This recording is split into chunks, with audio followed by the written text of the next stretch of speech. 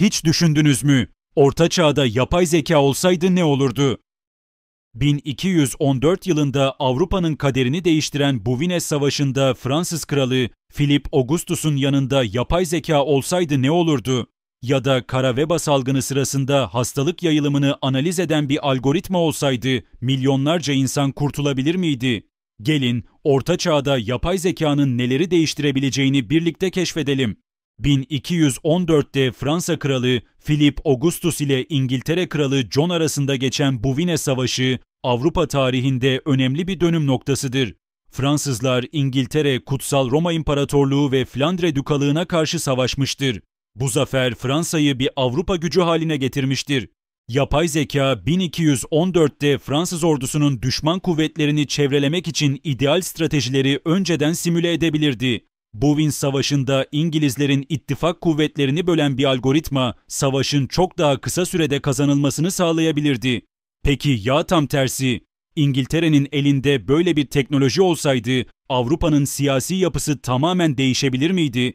1315'ten 1317'ye kadar Avrupa'da büyük kıtlık yaşanmış ve milyonlarca insan hayatını kaybetmiştir. Sebep kötü hava koşulları ve tarım tekniklerinin yetersizliğiydi.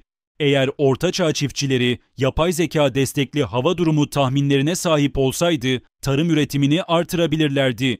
Örneğin yağmur ve kuraklık döngülerini analiz eden bir yapay zeka hangi bölgelerde hangi ürünlerin ekilmesi gerektiğini önceden öngörebilirdi. Bu da büyük kıtlığı önleyebilir ve milyonlarca insanın hayatını kurtarabilirdi. Kara veba Avrupa nüfusunun 1/3'ünü yok eden bir salgındı. İnsanlar hastalığın nedenini anlamakta zorlandı. Bu da salgının kontrol altına alınmasını neredeyse imkansız hale getirdi. 1347'de başlayan kara veba salgını Orta Çağ Avrupa'sını felç etti.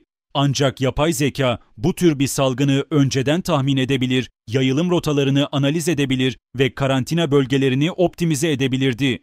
Düşünün ki veba taşıyan farelerin hareketlerini bile izleyebilen bir algoritma vardı. O zaman tarihin en büyük salgını engellenebilir miydi? Orta Çağ'da bilgiye erişim sınırlıydı. Kitaplar el yazması olarak üretiliyor, bu da bilgiyi yalnızca elit kesimlerin kullanabilmesine neden oluyordu. Eğer Orta Çağ'da yapay zeka kullanılsaydı, bilgiyi kopyalama ve yayma süreçleri çok daha hızlı gerçekleşebilirdi. Belki de matbaanın icadı 15. yüzyıl yerine 13. yüzyılda gerçekleşirdi. Bu da Rönesans'ın 200 yıl erken başlamasına neden olabilirdi. Orta Çağ'da kilise, bilimsel gelişmelere karşı genellikle temkinli bir yaklaşım sergiliyordu. Orta Çağ'da yapay zeka, kilisenin en büyük müttefiki ya da en büyük düşmanı olabilirdi.